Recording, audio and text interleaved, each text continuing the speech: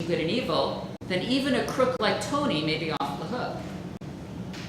Schwinn has helped Tony to articulate the inchoate impressions and feelings that remained with him from his coma dream, in which, as he told the scientist, I felt like I was being pulled towards something and I don't want to go back. The climax of the coma dream takes place at the very moment that the real Tony, lying comatose in the ICU, suddenly slides into extreme tachycardia, extraordinarily rapid beating of the heart. In the dream, Tony, also known, again in the dream as Kevin Finnerty, finds himself driving towards a big and brightly lit country estate. From inside, he can hear many voices. His cousin, who does not recognize him, urges him to enter, but he insists that Tony, or Kevin, must first relinquish his briefcase, and there ensues a tussle over the briefcase itself. Though he is attracted to the house, Tony is hesitant. As he takes a step forward, he hears a childish voice calling out to him, "Daddy, don't go, Daddy. We love you, Daddy. Don't leave us." And this is the voice of Meadow, his daughter Meadow, from her childhood. Ultimately, it is his daughter Meadow's love that calls Tony back from the brink of dissolution. And initially it seems that Tony's awakening has triggered a spiritual rebirth. As he has been resurrected from the dead, he's also resurrected in a moral sense. As he says to his sister Janice, "I'm supposed to be dead, now I'm alive. I'm the luckiest guy in the whole world. So after this, from now on, every day is a gift." Tony's sense of rebirth initially seems to promise moral generation as well. He even seems poised to set aside his bitter rivalry with Phil Leotardo, assuring him of his goodwill as they work out a business arrangement. There's enough garbage for everybody, Tony says. As the final season spirals downward to its abrupt conclusion, however, Tony gradually reverts to form, indeed to an even more brutal and unfeeling version of his former self, as his cold-blooded murder of his nephew and protege Christopher attests. And despite his sworn intentions and his gratitude to Carmela for her steadfast care and love throughout his illness, he cannot, in the end, keep away from other women. As he tells Dr. Melfi in episode 9, every day is a gift, but does it have to be a pair of socks?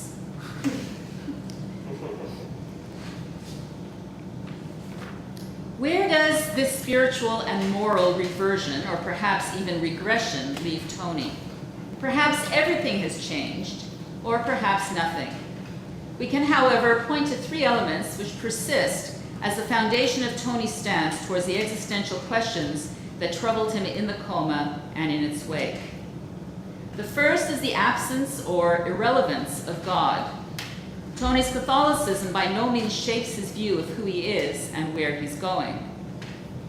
The second is that the absence of God, and therefore the absence of judgment, heaven and hell notwithstanding, this is not all there is.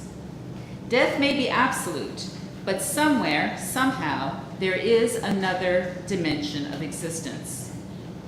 And the third, perhaps in tension, at least with the second, perhaps also the first, is the absolute value attached to being here. For Tony, here is all that counts. And as I watched and rewatched the episodes of season 6, it was that word here that really jumped out at me. As he comes to life in the hospital, his eyes squinting in the bright light like a newborn baby, Meadow exclaims, "Dad, look, here you are." Later, while recuperating at home, he expresses his love and appreciation for Carmela. "Hey, Blondie, it's all you, you know, the reason I'm back here." It is not only here, that is, with Tony's return to New Jersey in the bosom of his family, that we find an emphasis on the spatial, this worldly element. In the very first scene of season 6, Carmela dreams that she was with Adriana, their nephew Christopher's fiancée, in the unfinished spec house that Carmela and her father are building. Adriana looks around the house and then asks, "Who's going to live here?" In the context of Carm's dream, Adriana is simply wondering who will occupy the large but shoddily built house when it is finished. But there's another level of meaning, for Adriana is dead, a fact that the viewers know, but Carmela does not, though she has her suspicions. In this context, her question has a broader and more existential meaning. She, Adriana, is no longer among those who live here, but who will be. We are left with the same question by the end of the same episode, which leaves Tony Soprano bleeding on the floor of Junior's house. And if Tony does survive physically, is his stance in the world such that he is really alive? Or is he truly, as the Hasidic elder Mr. Teitelman exclaims in season 1, a golem, a Frankenstein, a monster who is already dead, even as he continues to walk, talk, eat, and breathe? So what has happened to Tony? Nothing. Who is he? The same New Jersey crook he was before, the one with the giant piano hanging overhead. He eats, watches TV, manages his crew, enjoys his bouma, fights with his wife, frets about his children, and does the same drive from New York to New Jersey that we Sopranos fanatics have come to know so well. Where is he going? Nowhere at all, unless we count Miami and Vegas, which in this series are basically the same as New Jersey, but sunnier.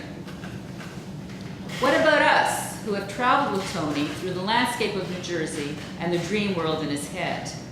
And what about our early 21st century society in which the Sopranos, with its violence, cursing, irony, and humor, can flourish? The Directors Guild of America concluded that HBO's The Sopranos has quite literally reshaped television. Maureen Ryan dubbed The Sopranos the most influential television drama ever. I guess they say this about all the shows, right? In the New York Times, Alessandra Stanley declared that the decline and fall of The Sopranos, Tony, his wife Carmela, and the rest, served as a parable of America in decline. So perhaps our study of Tony's existential angst can tell us the following: that America, whether that includes Canada or not, we can debate that, that America is in existential crisis, that faith and ethics have fallen by the wayside, not only in practice but in theory as well, that we ignore death at the same time as we are obsessively anxious about it, that God is a delusion. Certainly there are those who would say all of the above about themselves and American society in the present century. The high caliber of this series is beyond question. Nevertheless, as George Anastasia reminds us, this is television. And I comment, let's not get carried away. Whatever else it might be, The Sopranos is a cautionary tale about the boundaries between the visual media and real life.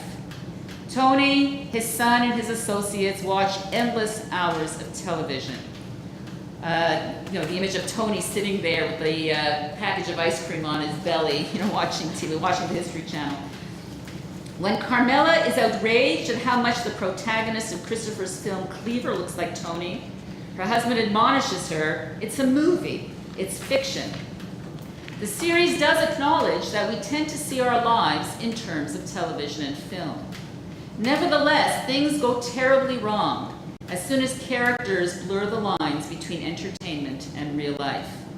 Soon, Tony himself becomes convinced that Christopher modeled Cleaver's slovenly and violent main character after him. When Tony's son AJ wants to avenge his father by killing Junior, just as Michael Corleone did in The Godfather, Tony admonishes him tenderly, "Jesus Christ, AJ, you make me want to cry. It's a movie." In the final analysis, the life lessons that Tony would have us learn can best be summed up by the poem that Meadow reads aloud while her father is in the coma. The poem is called Pater Noster, Our Father, by the French poet Jacques Prévert.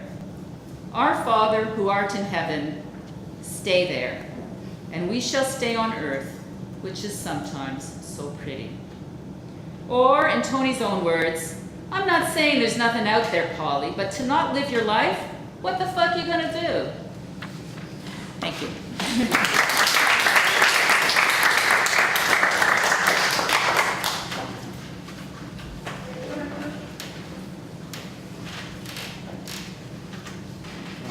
After reading and hearing these papers, actually the longer versions were the ones that I've read, I've titled my response, Finding God at HBO. For starters, I want to point out some shared general concerns of the papers, and then I'd like to step back and raise some broader issues about this panel and this project. All three papers make thoughtful, articulate, convincing theological reflections on HBO's prestige cinematic programming. All three bracket off the text and mostly give themselves over to the story worlds as parables, allegories, or philosophical illustrations. At the same time, they largely look past institutional issues, social or cultural dimensions of HBO viewing, HBO production, or HBO programming. Even though these things, for these series and others, might also be enmeshed with metaphysical dimensions and implications. There certainly is a long and ancient tradition to this sort of text-based analysis in both theology